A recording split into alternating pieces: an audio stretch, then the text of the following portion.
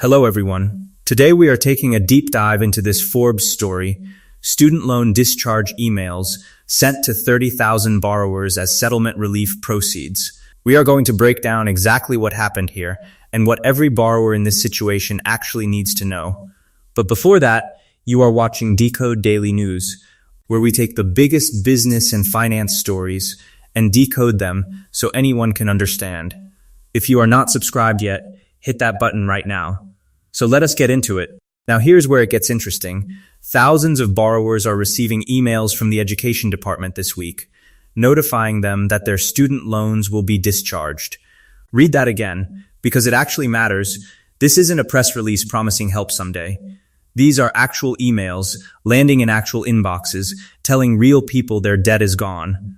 If you've ever waited years for a company or a government office to make good on a promise, you know exactly how rare that feeling is.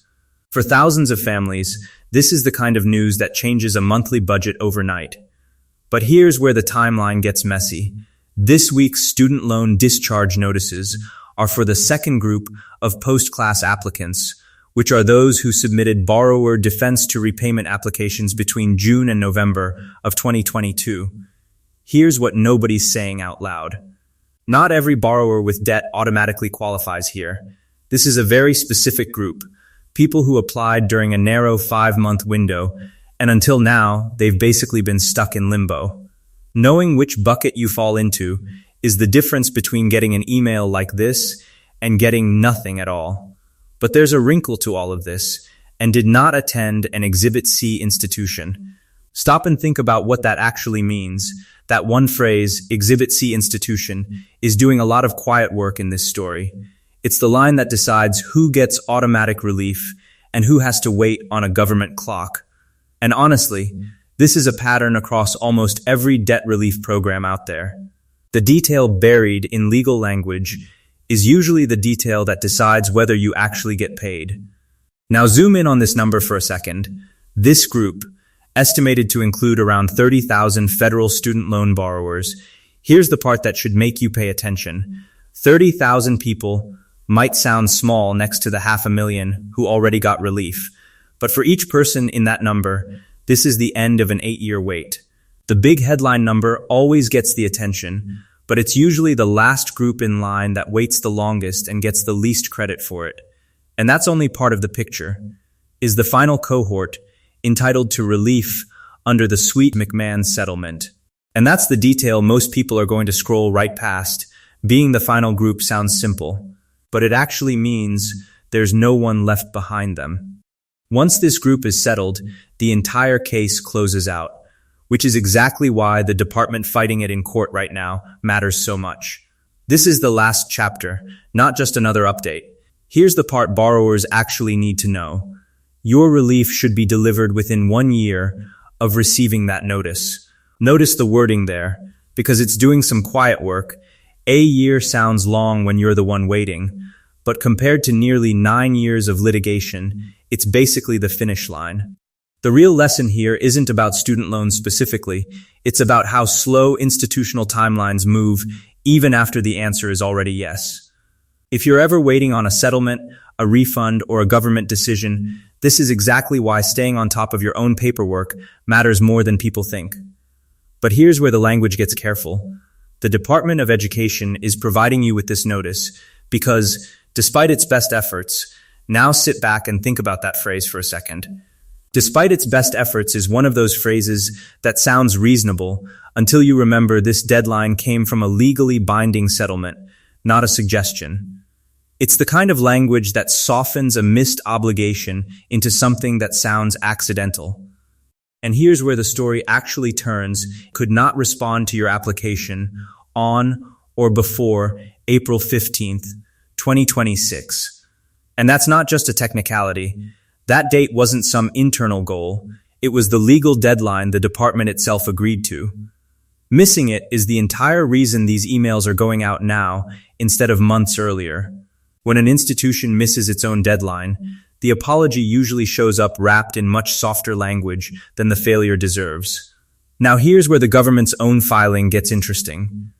The Department of Education must provide $11 billion in refunds and discharges to hundreds of thousands of non-parties. Here's why that distinction matters. Calling these borrowers non-parties is a legal technicality, but it's also revealing. It's the department's way of arguing that people who are clearly owed money are somehow outside the core agreement. That kind of framing is usually the first sign a court fight is more about delay than principle. And the department didn't stop there. Whose claims for relief have not been adjudicated on the merits. And that's the kind of detail that decides everything. Not adjudicated on the merits basically means nobody has formally ruled on whether these claims are valid, even though the settlement already promises relief. That gap between a legal technicality and an actual promise is exactly where borrowers get stuck waiting the longest. And here's the line that really exposes the situation. It must do so even though it has almost completely finished implementing the settlement with respect to the parties to the litigation. Sit with that number for a second. Almost completely finished is the department admitting, in its own words, that it has the system and the process to handle this. It's not a capacity problem at this point. It's a willingness problem. And just when you think the story's wrapped up, including by providing $12 billion in relief to nearly 300,000 borrowers. And that's the part that really gives the game away. $12 billion already delivered to nearly 300,000 people proves the machinery works. So the fight in court isn't really about whether this is possible. It's about whether the department wants to finish the smallest final group or keep stalling in front of a judge instead. Now here's where the advocacy group steps back in. PPSL remains committed to ensuring every class member receives the relief they are entitled to under the settlement. And that's really the whole story in one sentence. At the end of the day, the legal back and forth keeps playing out in court, but the practical advice for anyone in this situation is almost embarrassingly simple. Check your inbox, check your spam folder, and make sure your contact information on your federal student aid account is up to date. 8 years of litigation can come down to whether one email lands in your inbox instead of your spam folder. So, that is exactly where my take comes in. But real quick before I give you my take, this video is for educational purposes only, not financial or legal advice. Always confirm your own situation directly with the Department of Education or a qualified advisor. So what strikes me most about this story isn't the loans, it's the pattern. Government settlements almost always move slower than the people waiting on them would like. And the institution involved almost always finds a reason to keep pushing the timeline.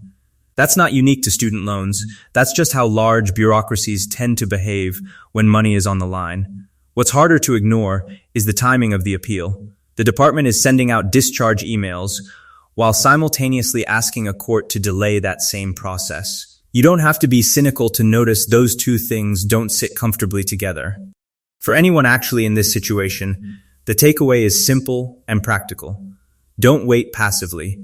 Check every inbox, check spam folders, update your contact details, and treat the 1-year delivery window as a deadline worth tracking yourself, not just trusting the system to handle quietly. And for everyone else watching, the lesson travels well beyond student debt. Anytime you're owed money through a settlement or a government process, read the fine print closely, because that's usually where the real outcome gets decided. If this video helped, hit that like button and subscribe if you haven't already. It genuinely helps this channel grow. And here's my question for the comments. If you applied for borrower defense to repayment between June and November of 2022, has that email shown up in your inbox yet? Let me know down below.